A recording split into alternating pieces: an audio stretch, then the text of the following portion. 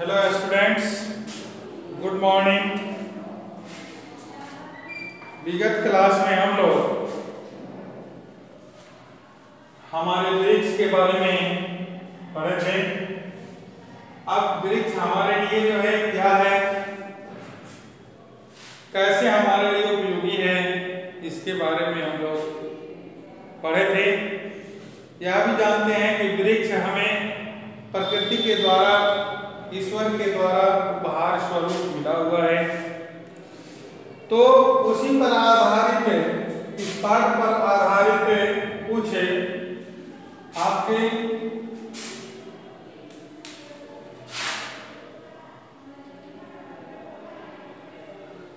प्रश्न अभ्यास है, इसको हम लोग देखेंगे। इसमें पहला प्रश्न है आपका, नीम का वैज्ञानिक नाम क्या है? नीम का वैज्ञानिक नाम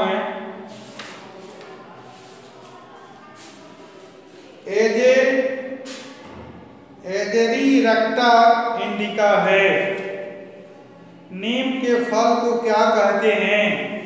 नीम के फल को निबोली कहते हैं। पीपल के वृक्ष का आकार कैसा होता है?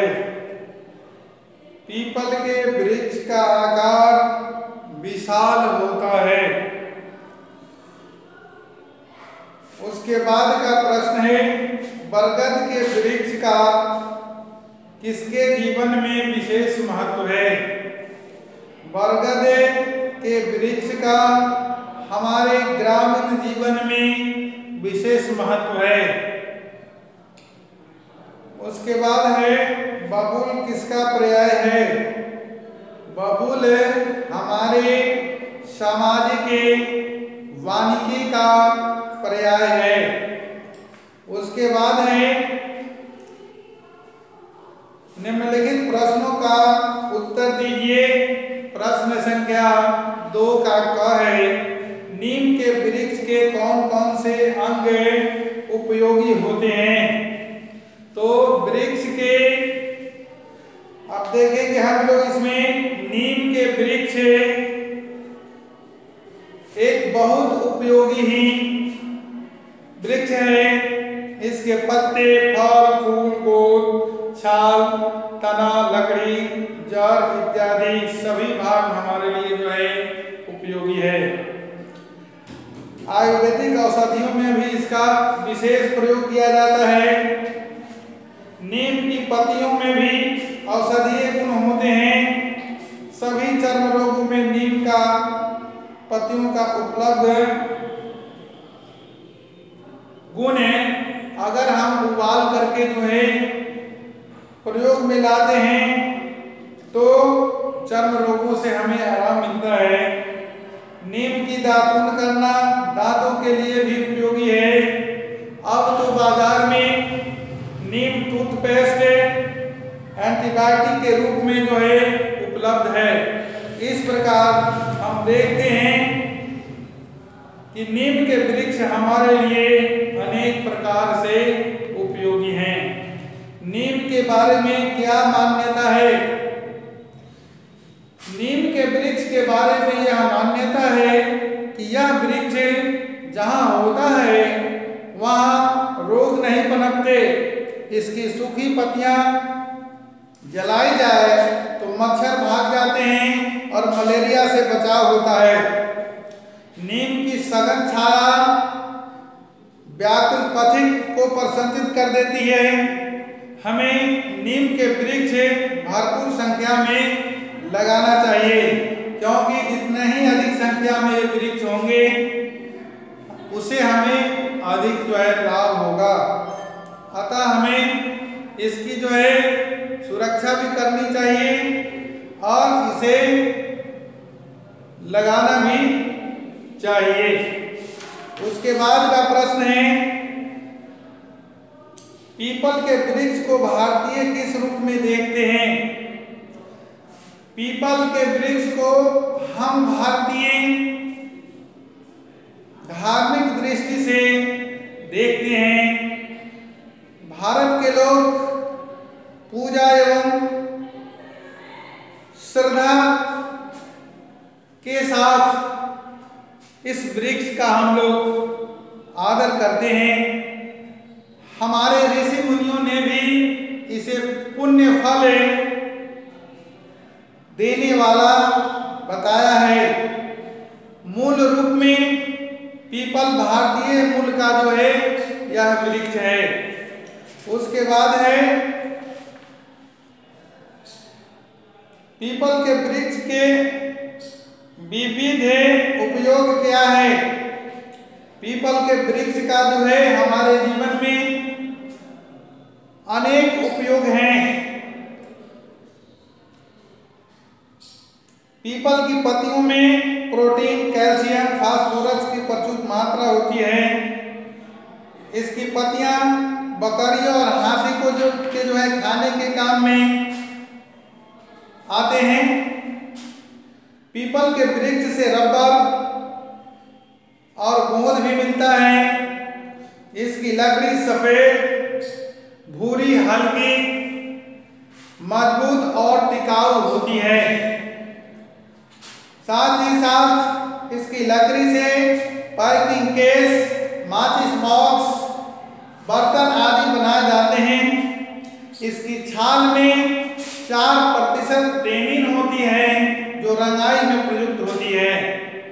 पीपल एक आयुर्वेदिक औषधीय वृक्ष है।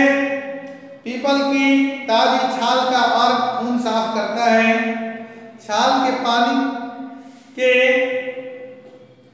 कूले करने से मसूड़ों को सूजन जो है मिट जाता है। पीपल का चूर्ण दमा में भी जो है आराम पहुंचाता है। इसकी छाल को पीसकर घाव पर लगाने से पुराना घाव तक ठीक हो जाता है। इनके पत्तियों को गर्म करके सूजे अंग पर बांधने से सूजन भी जो है मिट जाता है। साथ ही साथ इसके बीज भी हमारे लिए बहुत उपयोगी है। अब इनके बीजों को शहद के साथ चाटने से रक्त विकार दूर हो जाता है। इस प्रकार हम देखते हैं कि पीपल हमारे लिए बहुत ही उपयोगी वृक्ष है। जितना भी इनके उपयोग का हम वर्णन करें वह कम है। उसके बाद है बरगद किस प्रकार तेजी से बढ़ता है। अब इसमें प्रश्न है आपका, बरगद किस प्रकार तेजी से बढ़ता है, इसको हम लोग देखेंगे। बरगद का वृक्ष बहुत ही छायादार वृक्ष है। यह बहुत तेजी से बढ़ता है। इसे फाइकस बेंगालेसिस भी कहा जाता है। इसका बीज कहीं भी पनप कर लंबी चौड़ी जड़ें फैला देता है। इसकी जड़ें कालांतर में मोटी मजबूत होकर अपने आश्रय स्थल को भी छोड़ देती है। इस पेड़ की शाखाओं से फूटी जटाएं नीचे लटक कर पुनः जमीन में घुसकर तना और जड़ें बन जाती है। फिर इन पर नई डालियां पनप कर मोटी हो जाती है। इस प्रकार इस वृक्ष का विकास काफी तेजी से होता है। उसके बाद आता है बबूल के वृक्ष के क्या क्या उपयोग हैं। अब हम लोग देखेंगे बबूल के वृक्ष का क्या उपयोग है। बबूल सामाजिक वानिकी का पर्याय है। यह वृक्ष हमारी ईंधन, चारा एवं लकड़ी तीनों आवश्यकताओं की पूर्ति करता है। पूर्वी मैदानी जिले में इस वृक्ष की बहुलता है। गहरी शुष्क चिकनी मिट्टी इसके लिए बहुत ही उपयोग होती है। इसकी पत्तियों में 15% प्रोटीन होता है। इसे पशु बड़े चाव से खाते हैं। बबूल की फलियां और छाल चमड़ा रंगने के काम आती है।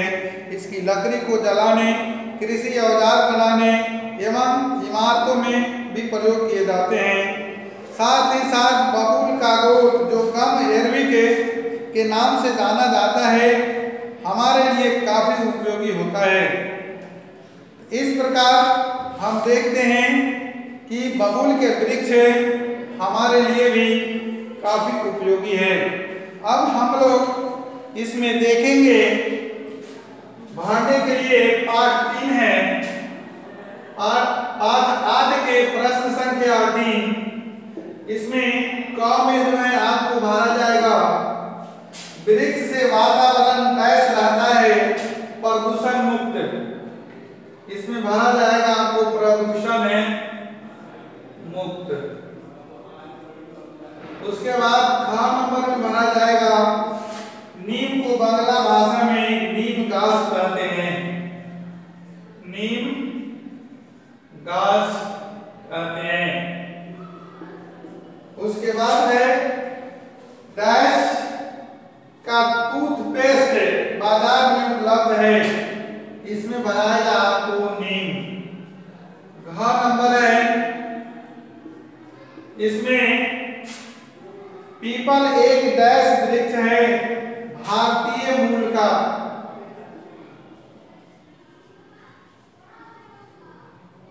इसमें भरा जाएगा आपको भारतीय मूल का। उसके बाद अंगा नंबर में है, बरगद के पेड़ में डैश नजर नहीं आते फूल। और 4 नंबर में आपको है, बबूल की आयु डैश वर्ष होती है, इसमें भरा जाएगा 15 वर्ष, केवल 15 इसमें हम लोग भरते हैं। उसके बाद आता है, अब 5 नंबर में दिया हुआ है, प्रदूषण शब्द में प्र उपसर्ग का प्रयोग किया गया है। उपसर्ग वे शब्दांश होते हैं जो किसी शब्द के प्रारंभ में लगकर या तो नया शब्द बनाते हैं अथवा पहले शब्द को विशेष अर्थ प्रदान करते हैं। तो अब इसी तरह से प्र उपसर्ग के योग से हमें दो शब्द बनाना है। इसमें हम लोग देखेंगे, प्रमाण, प्रकाश, प्रवेश। उसके बाद ख नंबर में है आपका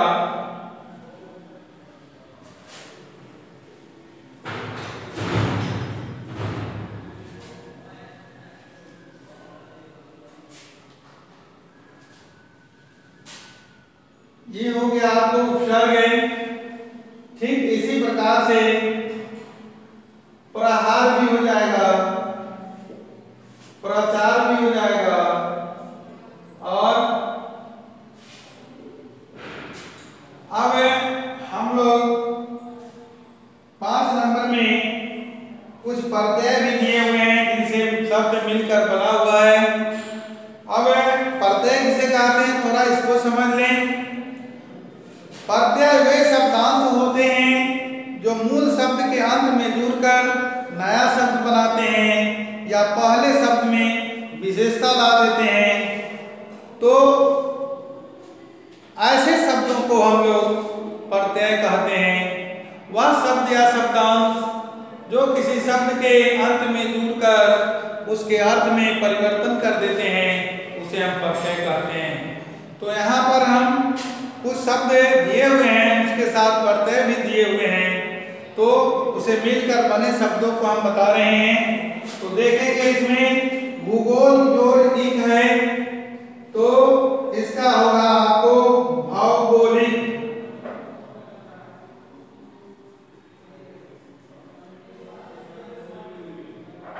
उसके बाद है इतिहास में एक जोड़ते हैं तो हो जाता है ऐतिहासिक। उसके बाद नीति में एक जोड़ते हैं तो हो जाता है नैतिक। उसके बाद उपयोग में दीर्घी प्रत्यय जोड़ते हैं तो हो जाता है उपयोगी। इस प्रकार प्रकार से ये जो है आपको एक पर्दे के मेल से बने शब्द हैं, दीर्घ पर्दे के मेल से बने शब्द हैं। अब हम लोग इसको देखेंगे। आगे व्याकरण में हम लोग जब पढ़ेंगे उपसर्ग करते हैं तो उसके बारे में हम विशेष जानकारी प्राप्त करेंगे, लेकिन यहाँ कुछ शब्द दिया हुआ है, इसे हमने अभी बोर्ड पर लिख दिया है और इसे आप देखेंगे, ध्यान से पढ़ेंगे और इसको बनाएंगे। उसके बाद है 6 नंबर में विलोम शब्द। 6 नंबर में आपको विलोम शब्द है।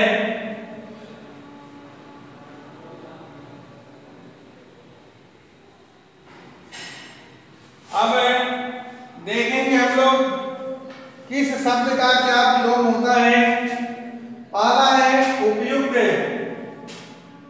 उपयुक्त का विलोम शब्द होगा अनुपयुक्त।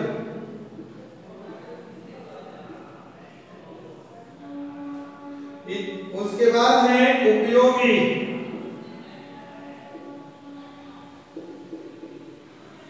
का अनुपयोगी। उसके बाद है प्रश्न। प्रश्न का विलोम शब्द होता है अप्रश्न। उसके बाद है पुण्य। पुण्य का विलोम शब्द होता है पाप। इस तरह से ये विलोम शब्द होंगे। अब नीचे 7 नंबर में दिया हुआ है कि 2-2 वाक्य बनाना है चिकित्सापत्ति से, परंपरा से, उपलब्ध से, वृक्षारोपण से, प्रविष्ट से। तो इसे भी हम लोग बनाएंगे। आधुनिक चिकित्सा पद्धति बहुत ही विकसित है, प्राचीन है। चिकित्सा पद्धति भी हमारे लिए उपयोगी है। उसके बाद है परंपरा। वृक्ष परंपरागत ढंग से हमारे लिए उपयोगी है। उसके बाद प्राचीन रीति रिवाज को मानना हमारी परंपरा है। वृक्षारोपण हमारे लिए उपयोगी है। प्रत्येक वर्ष जून के प्रथम सप्ताह में वृक्षारोपण का कार्य किया जाता है। इस तरह से ये आपको हो गए। अब बाकी हम लोग 8 नंबर में देखेंगे। निम्नलिखित वाक्यों में से विशेषण है, छाप कर उनके नीचे रेखांकित करना है। पहला है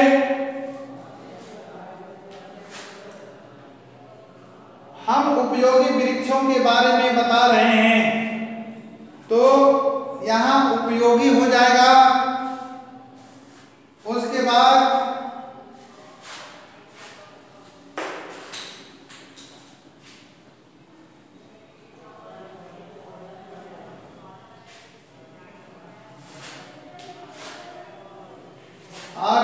के क में आपको हो जाएगा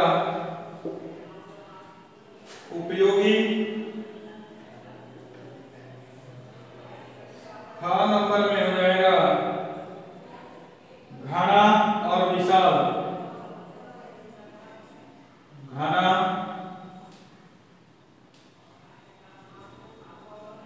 और विशाल। ग नंबर में हो जाएगा चमकदार।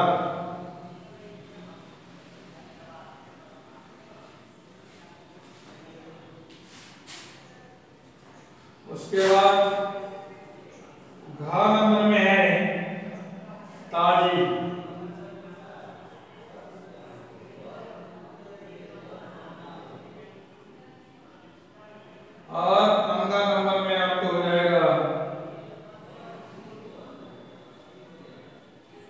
पुराना। इस तरह से 8 नंबर आपका हो गया। अब इसमें एक और प्रश्न दिया हुआ है जिसे हमें बताना है। नीम का वृक्ष उपयोगी सिद्ध होता है, तो इसको हमको तत्कालीन वर्तमान काल में इस वाक्य को बदलना है। नीम का वृक्ष उपयोगी सिद्ध हो रहा है। बबूल के वृक्ष के गोंद मिलता है, तो बबूल के वृक्ष